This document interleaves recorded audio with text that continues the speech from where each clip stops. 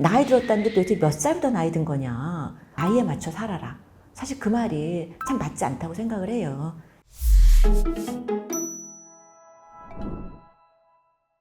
안녕하세요. 서울대학교 심리학과 한수원입니다. 제가 전공하는 분야가 에이징, 나이 드는 게 제 전공 분야예요. 그래서 그런 얘기를 제가 많이 하는데 전반적으로 우리가 기대 수명이 늘어났습니다.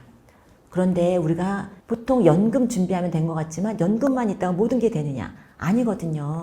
그래서 건강관리, 운동하는 게 굉장히 중요한데 건강만 하면은 되는 것이냐? 그것도 아니죠.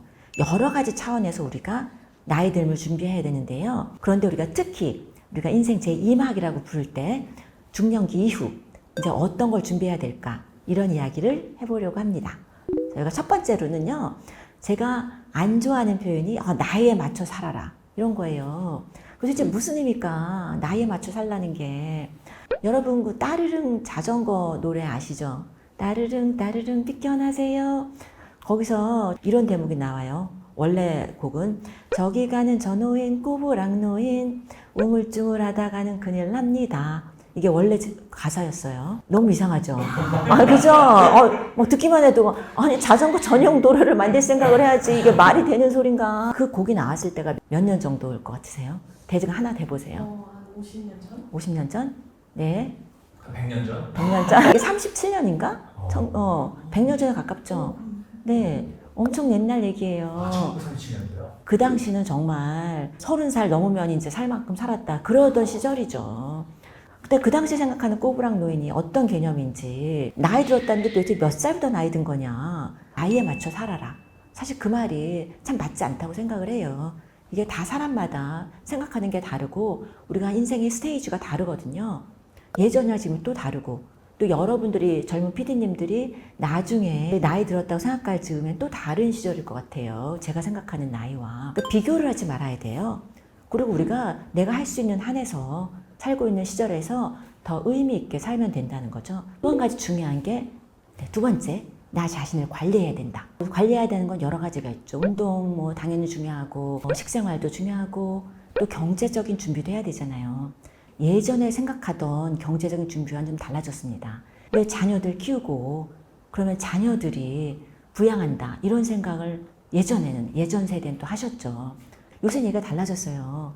우리가 사는 삶이 100세 넘기는데 110세까지 사시는데 그러면 자녀가 그때 80세 그런데 자녀가 부양을 한다는 개념이 맞느냐 말이죠.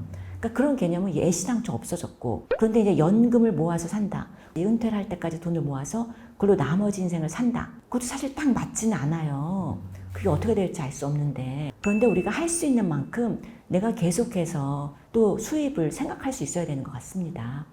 어떤 수입이든지 상관이 없어요. 아주 작은 것도 되고 투자도 당연히 중요하고 그다음에 우리가 자잘한 것도 우리가 계속해서 해볼 수 있는 것 같아요. 교수님께서는 유튜브도 하시고 네, 아니 정말 요새 시니어 유튜버들 또 굉장하시잖아요. 그리고 이제 시니어 뭐 모델도 있으시고 그 다음에 이제 피트니스로 뭐 챔피언 하시고 그런 분들 있잖아요.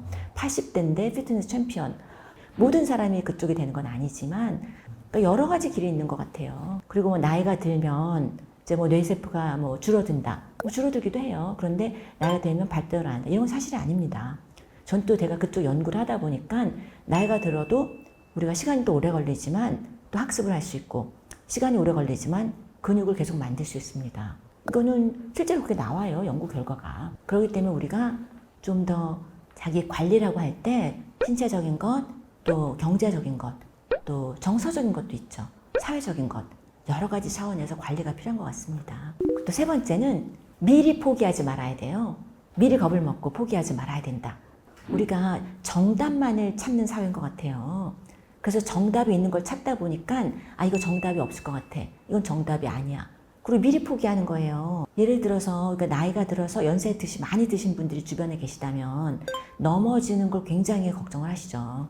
사실 넘어지면 그 다음에 또 넘어지기 쉽고 그러면은 사실은 근력이 빠지고 움직이지 못하다 보면 그 사회생활도 줄어들고 그러다 보면 인지 기능이 저하되기 쉽거든요. 근데 그러다 보니까 막 걷는 거를 걱정을 하시고 넘어질까 봐 무서워서 그걸 자꾸 줄이시는 거예요. 그러지 말고 우리가 또 근력 운동을 따로 해가면서 또 우리가 씩씩하게 하셔야 돼요. 기술이 발달하면서 여러 가지 기술이 있는데 왜 웨어러블 테크놀로지 있잖아요.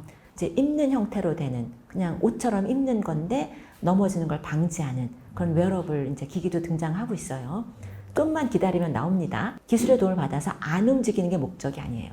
기술의 도움을 받아서 더 활발하게 움직이는 게 목적입니다. 지레 겁을 먹지 말고 또 새로운 걸 또 트라이 해보는 거죠. 그리고 이제 네 번째로는요, 만약에 도움이 필요하면 바로바로 도움을 받으셔야 돼요. 도움이 필요한데 나는 도움을 받지 않겠다. 그게 더 다른 사람을 위하고 그게 더 좋은 것이냐? 아닙니다. 도움이 필요할 땐 도움을 받아야 돼요. 근데 이 도움도 여러 가지가 있는데 테크놀로지를 이용하는 도움이 이제 좀 쉽죠. 예를 들어서 이제 뭐 청력이 떨어진다. 그럼 바로 보청기를 쓰셔야 돼요. 좋은 거 많이 나오잖아요. 청력이 안 좋아지는데 보청기를 쓰지 않잖아요. 그러면 그게 치매로 연결될 수 있어요. 그러니까 굉장히 특이한데 감각 기능의 저하가 치매로 연결될 수가 있습니다.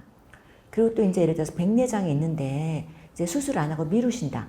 그것도 치매 위험을 높이는 요인이 돼요. 우리가 감각 경험을 풍성하게 해서 풍성한 감각 경험을 가지고 우리가 살아가야지 뇌 기능을 활발하게 쓸 수 있습니다. 다섯 번째는요. 라는 것에 속지 말아야 돼요. 이제 우리가 나이가 들어서 잘못하기 쉬운 게 뭐가 있냐면